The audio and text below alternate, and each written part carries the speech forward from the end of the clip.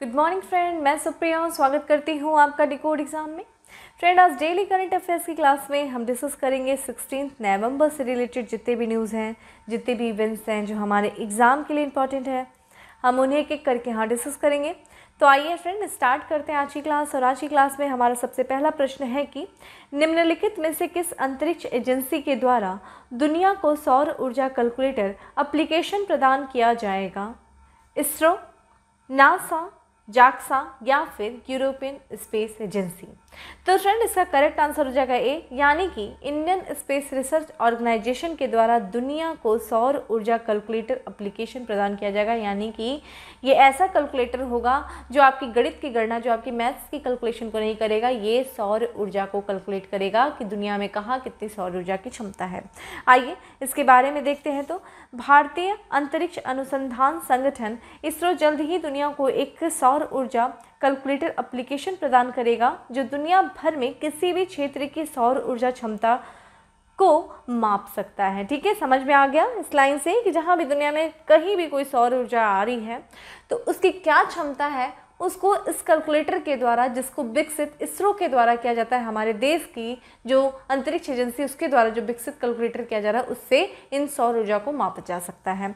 उपग्रह डेटा के आधार पर इस कैलकुलेटर के माध्यम से दुनिया के किसी भी स्थान की सौर ऊर्जा क्षमता की गणना की जा सकती है। तो बस ध्यान रखिएगा, सौर ऊर्जा कैलकुलेटर एप्लीकेशन किसके द्वारा किया जा रहा है? इसरो के द्वारा किया जा रहा है।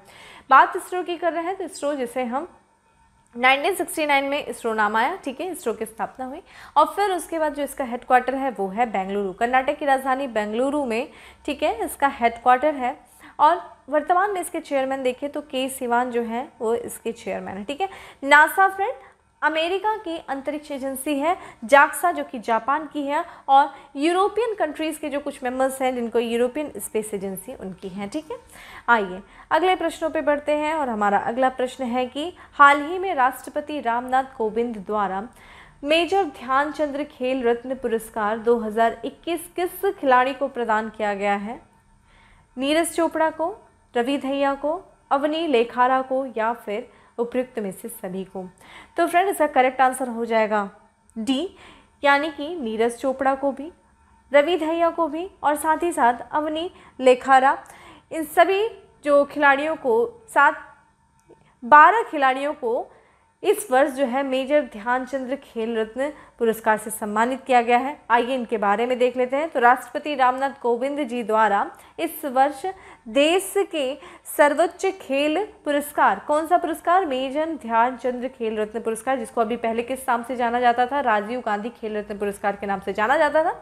इस वर्ष यानी कि इसे नाम बदल करके मेजर ध्यानचंद खेल रत्न पुरस्कार कर दिया गया है, जो कि देश का सर्वोच्च खेल पुरस्कार है। वो 12 खिलाड़ियों को प्रदान किया जा रहा है। पहले 11 खिलाड़ियों को नाम था, लेकिन बाद में देखेंगे फ्रेंड तो मनप्रीत सिंह का नाम शामिल कर दिया गया, जो कि हॉकी से संबंधित है। इसी के साथ साथ 12 खिलाड़ियों को दिया जा रहा है। तो आइए देखते हैं। भाला फेंक में जो नीरज चोपड़ा ने गोल्ड मेडल जीता था टोक्यो ओलंपिक में, नीरज चोपड़ा को एथलेटिक्स के क्षेत्र में इनको खेल रत्न दिया गया है। वहीं रवि दहिया जो कि कुश्ती से संबंधित है, अवनी लेखारा जो कि निशानेबाजी से संबंधित है, पैरा ओलंपिक में इन्होंने गोल्ड मेडल जीता था। और फ्रेंड, आप मुझे बताएंगे कि किस राज्य के द्वारा इनको बेटी बचाओ और बेटी पढ़ाओ योजना का ब्रांड एम्बेसडर बनाया गया है? वहीं देखा जाए कृष्णा नागर को बैडमिंटन के क्षेत्र में इन्होंने तो ओलंपिक में पुरस्कार प्राप्त किया था। और फिर इनको देखा जाए तो खेल रत्न पुरस्कार से भी सम्मानित किया गया। PR श्रीजेश को हॉकी के क्षेत्र में और लवलीना बोरगोहेन जिनको मुक्केबाजी के क्षेत्र में खेल रत्न से सम्मानित किया गया। अन्य जो खिलाड़ी हैं उसमें देखा जाए तो सुनील छेत्री जो कि फुटबॉल से संबंधित थे, प्रमोद भगत जो कि बैडमिंटन से संबंधित थे, सुमित अंतिल जो कि एथलेटिक्स हैं, और मिताली राज जो कि कप्तान रही हैं महिला क्रिकेट टीम की, उनको, और मनीष नरवाल जो कि निशानेबाज से थे, और अंतिम देखा जाए जिनको बाद में शामिल किया गया वो थे मनप्रीत सिंह जिनको हॉकी से संबंधित थे।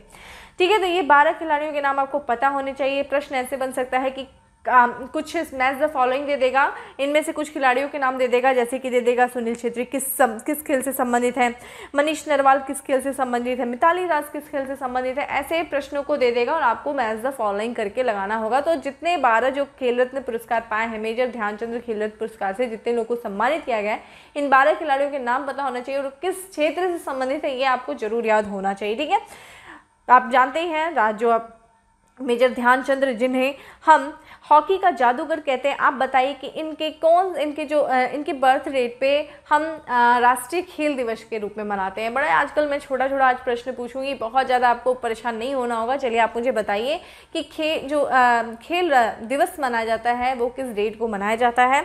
ठीक है, अगले प्रश्नों पे बनते हैं और हमारा अगला प्रश्न है कि हिसार कॉलेज में किसके द्वारा महारानी लक्ष्मीबाई की प्रतिमा का अनावरण किया गया? चरणजीत सिंह चन्नी, हरदीप सिंह पुरी, मनोहर लाल खट्टर या फिर दुष्यंत चौटाला। तो फ्रेंड इसका करेक्ट आंसर हो जाएगा बी, हरदीप सिंह पुरी के द्वारा महारानी लक्ष्मीबाई की प्रतिमा का अनावरण किया गया। कहाँ पे किया गया? हिसार कॉलेज में किया गया, हरियाणा में है। आइए इसके बारे में देख लेते हैं। तो किसके द्वारा? केंद्रीय आवास और शहरी मामलों और पेट्रोलियम और प्राकृतिक गैस मंत्री हरदीप सिंह पुरी ने वीडियो कॉन्फ्रेंसिंग के माध्यम से हिसार, जो कि हरियाणा में है, में महारानी लक्ष्मीबाई महिला कॉलेज भिवानी रोहिल्ला में रानी लक्ष्मीबाई की प्रतिमा का अनावरण किया। ये चीज़ ध्यान रखिएगा, ठीक है। बाकी आप थोड़ा सा महारानी लक्ष्मीबाई के बारे में पढ़ लीजिएगा। चलिए आप मुझे बताइए कि महारानी लक्ष्मीबाई का जन्म कहाँ हुआ था और इनको बचपन में किस नाम से जाना जाता था, और इनका जो विवाह हुआ था उसके बाद इनको, जहाँ पे इनका विवाह हुआ था, आप मुझे उनसे साझा उनका नाम बताइए, ठीक है। और महारानी लक्ष्मीबाई के बारे में जो उनकी महत्वपूर्ण भूमिका रही है, आप मुझे थोड़ा सा उनके बारे में हिस्ट्री में जा करके इंट्रो दीजिएगा कि क्या था। और फिर वहीं पर उनका नामकरण किया गया, जो लक्ष्मीबाई इनका नाम पड़ा इनके विवाह के बाद पड़ा। तो इनके जो पति थे उनका नाम आप बताइएगा, कौन से शासक थे, कौन से महाराजा थे जिनसे इनका विवाह हुआ था। आपको ये सारी चीज़ें पता होनी चाहिए थी, ठीक है। तो उनका समय काल जरूर बताइएगा, ठीक है। तो आज हम जो कि हरियाणा के बारे में पढ़ें, तो हरियाणा जो कि फ्रेंड हरियाणा जिसकी राजधानी फ्रेंड चंडीगढ़ है, ठीक है। पंजाब की भी राजधानी चंडीगढ़ है, ठीक है। ये दोनों जो है चंडीगढ़ को शेयर करते हैं। और यहाँ के जो मुख्यमंत्री उनका नाम है मनोहर लाल खट्टर, जो है वो हरियाणा के मुख्यमंत्री हैं। यहाँ के राज्यपाल देखा जाए तो बंडारू दत्तात्रेय जो है वो यहाँ के राज्यपाल हैं, ठीक है। दत्तात्रेय जो है यहाँ के राज्यपाल हैं। अब यहाँ पे देख लीजिए, ये है इंडिया का मैप, और इंडिया में देखेंगे तो आप हरियाणा आपको यहाँ पे दिख रहा होगा, ठीक है। हरियाणा जिसकी राजधानी हम लोगों ने चंडीगढ़ देखा, यहाँ पे देख लीजिए इसकी लोकेशन बहुत इंपॉर्टेंट हो जाती है। हरियाणा में देखा जाए तो बिल्कुल हरियाणा और पंजाब के बॉर्डर पे चंडीगढ़ है, क्योंकि ये पंजाब और हरियाणा दोनों की राजधानी है। बॉर्डर देखिए, हरियाणा ने अपना उत्तर से देखा जाए तो हिमाचल प्रदेश, उत्तर पूर्व से देखा जाए तो हल्का सा बारीकी देखा जाए तो ये अपने जो बॉर्डर को शेयर कर रहा है, ठीक है। यहाँ पे देखेंगे तो आप उत्तराखंड से इसका जो है बाउंड्री जो है वो डिफाइन होती यमुना रिवर से, ठीक है। यमुना रिवर से उत्तराखंड और उत्तर प्रदेश की जो है इसकी बाउंड्री जो है वो डिफाइन होती है। और यहाँ पे देखा जाए तो इसका राजस्थान से और साथ ही आपने पंजाब से देखा, ठीक है। तो हरियाणा जो है, और साथ ही साथ एक केंद्र शासित प्रदेश यानी कि दिल्ली से ये अपने बाउंड्री को शेयर करता है, ठीक है। तो आइए अगले प्रश्नों पे बढ़ते हैं और हमारा अगला प्रश्न है, नोवाक जोकोविच ने 2021 में पेरिस में कौन सा मास्टर खिताब जीता? 30वां, 35वां, 37वां या फिर 40वां? तो फ्रेंड इसका करेक्ट आंसर हो जाएगा सी, 37वां खिताब जीता है नोवाक जोकोविच ने पेरिस में मास्टर खिताब का। और यहाँ पे देखा जाए तो नोवाक जोकोविच जो कि सर्बिया से संबंधित है, इन्होंने फाइनल में किसको हराया? डेनिस मेदवेदेव को हराया, जो कि रूस से संबंधित है। और इन्होंने डेनिस मेदवेदेव को हरा करके पेरिस फ्रांस में अपना छठा पेरिस खिताब और इसी के साथ साथ अपना जो मास्टर खिताब था जो कि 37वां था इन्होंने जीता, ठीक है। तो ये पेरिस खिताब जीतने वाले छठे और इसी के साथ साथ 37वां मास्टर खिताब इन्होंने जीता। और इस जीत के साथ नोवाक जोकोविच लगातार जो है 7वें वर्ष ATP, ठीक है, ATP यानी कि association of tennis professional world number 1 rank पर बने रहेंगे, ठीक है। तो ये चीज़ ध्यान रखिएगा। आइए और अगले प्रश्नों पे बढ़ते हैं और हमारा अगला प्रश्न है कि 2022 QS वर्ल्ड यूनिवर्सिटी रैंकिंग में कौन शीर्ष पर है?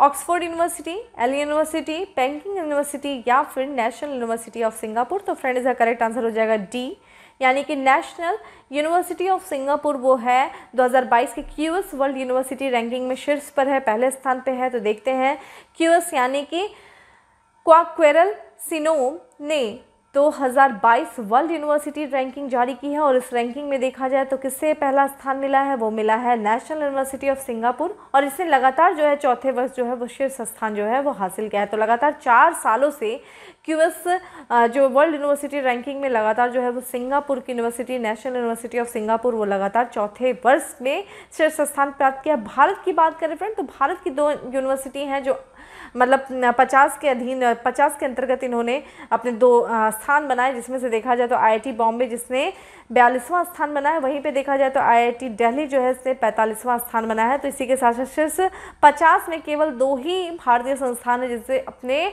स्थान को बना पाए हैं। ठीक है, ये चीज़ ध्यान रखिएगा। अगला देखते हैं, प्रश्न है कि हाल ही में चर्चा में रही हेस कला किस राज्य में प्रचलित एक पारंपरिक कला है? कर्नाटक, उड़ीसा, मणिपुर या फिर असम? तो फ्रेंड इसका करेक्ट आंसर हो जाएगा कर्नाटक। ठीक है, कर्नाटक जो है वहाँ पे ये हस्तकला है वो काफ़ी प्रचलित है। आइए इसके बारे में देखते हैं क्यों है ये चर्चा में इतनी, ये जो पारंपरिक कला। तो हस्तकला यानी कि हैस आर्ट एक अनूठी पेंटिंग है। ठीक है, तो एक पेंटिंग की शैली है जो कि कहाँ पे फेमस है? कर्नाटक के शिमोगा जिले में और उत्तरी कन्नड़ में रहने वाले देवारू समुदाय के द्वारा प्रचलित है। तो देवारू समुदायों के द्वारा जो है ये पेंटिंग की जाती है। इस पेंटिंग शैली का नाम क्या है? हस्तकला, जो कि कर्नाटक के शिवोग जिले और उसी के साथ साथ उत्तर कन्नड़ में ये जो समुदाय देवारू समुदाय रहता है, ध्यान रखिएगा देवारू समुदाय भी पूछ सकता है कि हाल ही में जो चर्चा में रहा है देवारू समुदाय किस राज्य से संबंधित है? कर्नाटक आप लगा सकते हैं। तो अच्छा, ये चर्चा में क्यों है ये हस्तकला? तो यहाँ के जो समुदाय है ना, ये जो कला है वो काफ़ी विलुप्त होती जा रही है, तो उसके संरक्षण के लिए सरकार से मदद मांगी है, जिसकी वजह से ये कला जो है चर्चा में है। तो हाल ही में इस कला से संबंधित कलाकारों ने सरकार से इस कला रूप की रक्षा करने में मदद करने का आग्रह किया है, क्योंकि वर्तमान में पेंटिंग का अभ्यास करने वाले लोगों की संख्या बहुत कम है। तो लोगों की संख्या जैसे जैसे कम होती जाएगी वैसे वैसे ये कला जो है वो ख़त्म होती जाएगी। तो इस समुदाय से संबंधित लोगों ने सरकार से मदद मांगी है कि वो सहयोग करें इस कला को बचाने में, इस कला को संरक्षित करने में। चूँकि जब हम बात कर रहे हैं किसकी? कर्नाटक की, तो आइए कर्नाटक के बारे में देख लेते हैं। फ्रेंड ये है देखिए भारत का मैप और यहाँ पर आप देख रहे हैं दक्षिण पश्चिम की तरफ कर्नाटक जिसकी राजधानी फ्रेंड क्या है? बेंगलुरु है। यहाँ पे लगा है बेंगलुरु। ठीक है, और यहाँ के जो मुख्यमंत्री हैं उनका नाम है बसवराज बोम्मई। ठीक है, बसवराज बोम्मई जो है वो यहाँ के मुख्यमंत्री हैं और यहाँ के राज्यपाल कौन है फ्रेंड? थावर चंद गहलोत। थावर चंद गहलोत जो है वो यहाँ के राज्यपाल हैं। और देखा जाए तो यहाँ पे अगर हम कर्नाटक की बाउंड्रीज़ को देखें तो उत्तर में देखा जाए उत्तर पश्चिम में देखा जाए तो महाराष्ट्र, और वहीं पे देखा जाए तो यहाँ इसका देखा जाए उत्तर पूर्व में तेलंगाना, पूर्व में देखा जाए तो आंध्र प्रदेश, और यहाँ पे दक्षिण पूर्व में देखा जाए तो आपका तमिलनाडु, और इसी के साथ साथ दक्षिण पश्चिम में देखा जाए तो केरला। ठीक है, तो ये आपके पूरी बाउंड्रीज हो जाती हैं किसकी? केरला कर्नाटक से। और साथ ही साथ ये अपने समुद्री जो सीमा को साझा करा, अरब सागर जो है इसकी समुद्री सीमा है अरब सागर में। ठीक है, आइए और अगले प्रश्नों पे बढ़ते हैं कि निम्नलिखित में से किस राज्य में हाल ही में नोरो वायरस की पुष्टि की गई? फ्रेंड ये कल हम लोगों ने फैक्ट्स ऑफ डे में देखा था, लेकिन फिर भी इस क्वेश्चन को थोड़ा सा शामिल इसलिए आज किया गया है एमसीक्यूज में। थोड़ा सा इसके सिम्टम्स को जान लीजिए कि नोरा वायरस है वो किस तरीके से जो है संक्रमित करता है लोगों को, इसलिए इसको यहाँ पे आज शामिल किया गया है। तो ये देखा जाए किस राज्य में पुष्टि हुई है इसकी? उत्तर प्रदेश, केरल, महाराष्ट्र, कर्नाटक। तो फ्रेंड इसका करेक्ट आंसर हो जाएगा बी, केरल में नोरा वायरस की पुष्टि की गई है। और इसके बारे में अगर देखा जाए तो केरल के कौन से जिले में? वायनाड जिले में किया गया है। किसकी पुष्टि? नोरा वायरस की पुष्टि की गई है। और ये अक्टूबर से नवंबर के बीच में देखा जाए तो इस जिले में, कौन से? वायनाड जिले में एक्यूट डायरिया के लगभग 1000 मामले सामने आए। तो इसके सिम्टम्स में है डायरिया। हॉस्टल के रहने वाले बच्चे थे, उनको काफ़ी ज़्यादा डायरिया जैसी शिकायत सामने आए। उसमें देखा जाए मात्र अक्टूबर नवंबर के बीच में 1000 लोगों को डायरिया से संबंधित जो है वो शिकायतें आई। उसके बाद इसकी पुष्टि की गई। किसकी पुष्टि की गई? नोरा वायरस की पुष्टि की गई। कहाँ पे? केरला के वायनाड जिले में।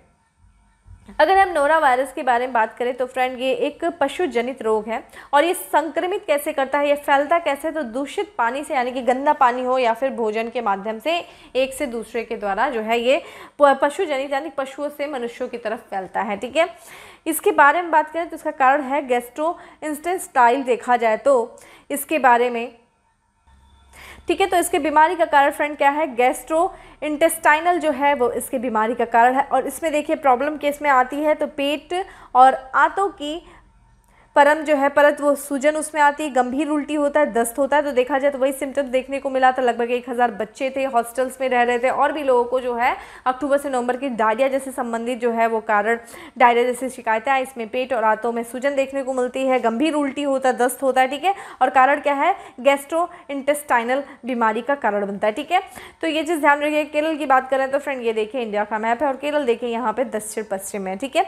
तो केरल के बारे में बात करें तो केरल जिसकी राजधानी है तिरुवनंतपुरम जो है वो इसकी राजधानी है और यहाँ के जो मुख्यमंत्री हैं फ्रेंड वो है पिनरई विजयन, ठीक है। पिनरई विजयन जो है वो यहाँ के मुख्यमंत्री और यहाँ के जो राज्यपाल है वो है आरिफ मोहम्मद खान, ठीक है, यहाँ के राज्यपाल हैं। ये देख लीजिए फ्रेंड, ये यहाँ पे देख लीजिए, यहाँ पे देखिए ये वायनाड जिला है, वायनाड जहाँ पे इसकी पुष्टि की गई है नोरा वायरस की, देखा जाए तो, ठीक है, नोरो वायरस की यहाँ पे पुष्टि की गई है जिसका देखिए बाउंड्री शेयर हो रहा है कर्नाटक के साथ, ठीक है। तो यहाँ पे देखा जाए तो ये अपनी बाउंड्रीज देखा जाए 2 राज्यों से कर्नाटक और तमिलनाडु से शेयर करता है और यहाँ पे एक केंद्र शासित प्रदेश भी है केरला में जिसका नाम फ्रेंड पुडुचेरी। तो पुडुचेरी का एक भाग देखा जाए केंद्र शासित प्रदेश जो है पुडुचेरी, उसके 3 पार्ट जो है वो आंध्र प्रदेश, तमिलनाडु और केरल में फैले हुए हैं। तो तमिलनाडु में देखा जाए तो वो आपका पुडुचेरी है और साथ ही साथ देखा जाए तो कराईकल है। माहे को देखिए फ्रेंड, माहे जो है जो कि पुडुचेरी का ही भाग है वो केरल में है और आंध्र प्रदेश में जो है वो है यनम, ठीक है। आंध्र प्रदेश में ही किसका, पुडुचेरी का एक भाग है आंध्र प्रदेश में, ठीक है। तो ये चीज़ ध्यान रखिएगा, आपको इतना पता होना चाहिए। अच्छा, यहाँ पे केरला में एक नाव प्रतियोगिता की जाती है। आप मुझे बताइए किस द्वीप पे वो उस नाव प्रतियोगिता किया जाता है और उसका नाम क्या है। वो बड़ा उसका प्रश्न भी काफ़ी ज़्यादा आ चुका है, ठीक है। तो आप मुझे कमेंट बॉक्स में उसके बारे में बताइए जो केरला में नाव प्रतियोगिता की जाती है, ठीक है। अगले प्रश्नों पर बढ़ते हैं और अगला प्रश्न है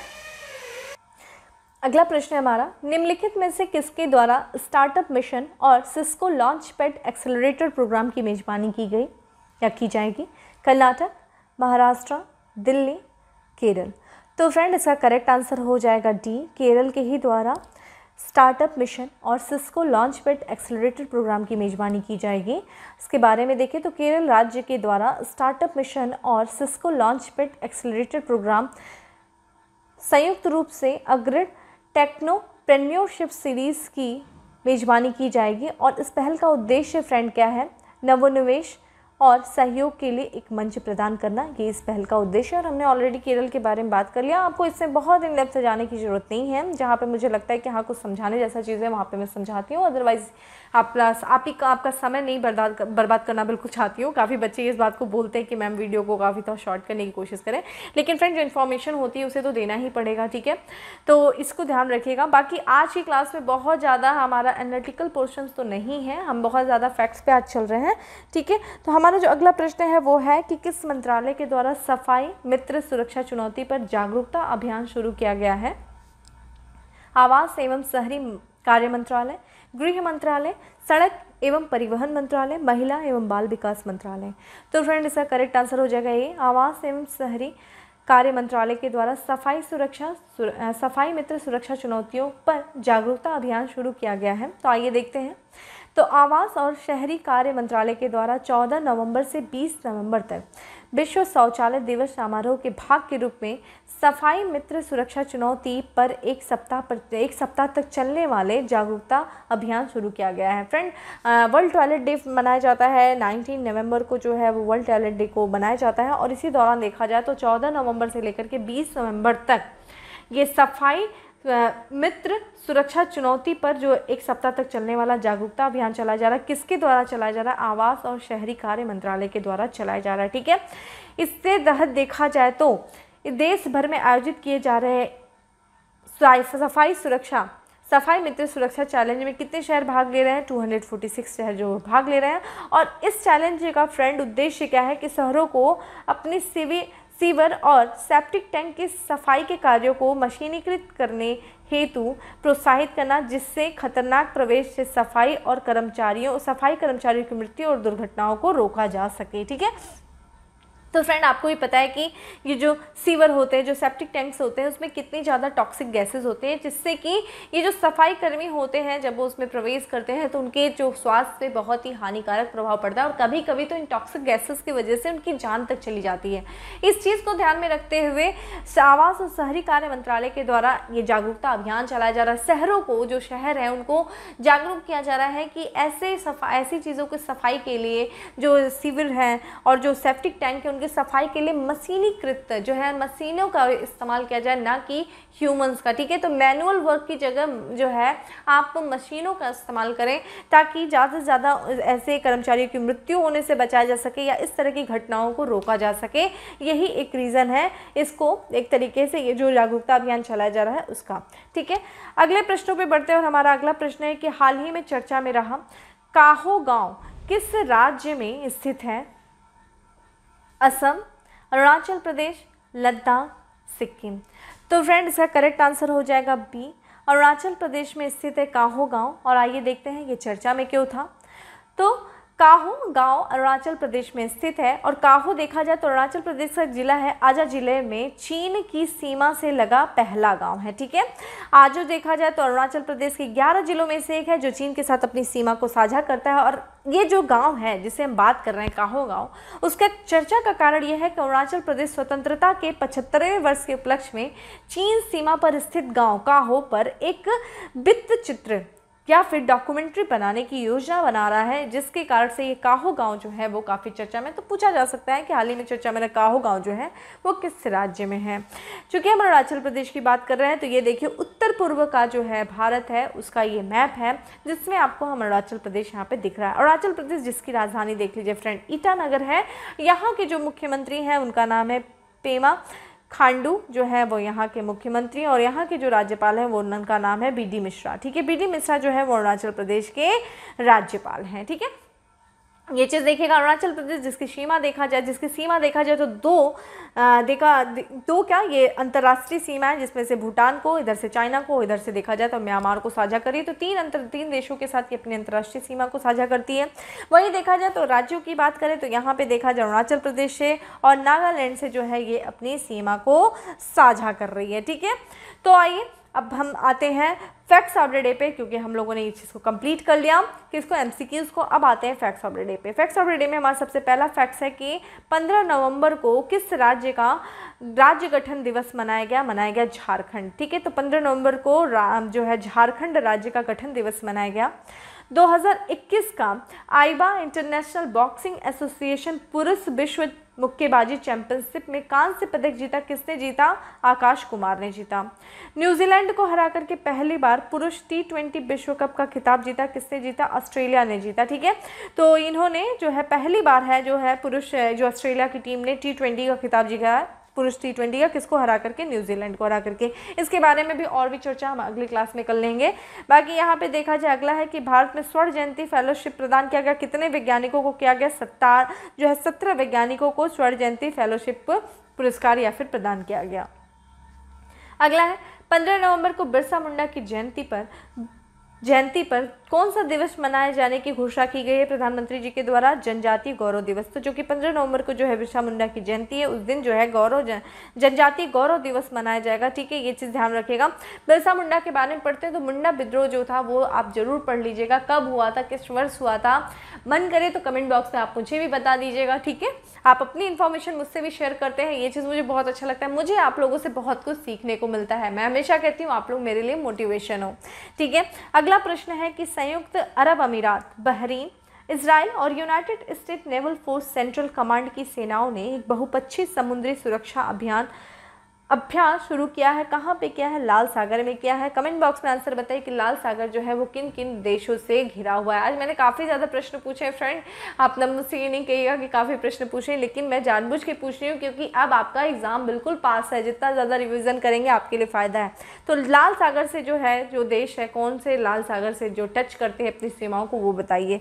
अगला है प्रधानमंत्री नरेंद्र मोदी ने वीडियो कॉन्फ्रेंस के माध्यम से भगवान बिरसा मुंडा स्मृति उद्यान सह स्वतंत्रता सेनानी संग्रहालय का उद्घाटन किया। कहाँ किया?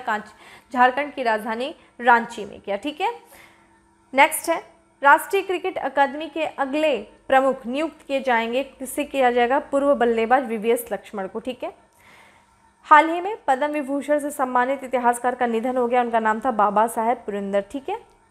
भारत की 7वीं महिला अरबपति और सबसे धनी स्वनिर्मित अरबपति बन गई, उनका नाम है फाल्गुनी नायर, नायका की संस्थापक थी। ठीक है। तो इस तरीके से था हमारा फैक्ट्स फॉर डे और हम आज चलते हैं उत्तर प्रदेश स्पेशल पे। सबसे पहले उत्तर प्रदेश स्पेशल है कि किस राज्य ने 335 पेयजल आपूर्ति योजनाओं को मंजूरी दिया है? उत्तर प्रदेश जो राज्य ने 735 पेयजल आपूर्ति योजनाओं को मंजूरी दी है। 3 दिवसीय राष्ट्रीय स्तर की स्क्वैश प्रतियोगिता आयोजित हुई है प्रयागराज में। ठीक है। प्रयागराज में जो 3 दिवसीय राष्ट्रीय स्तर की स्क्वैश प्रतियोगिता आयोजित हुई है।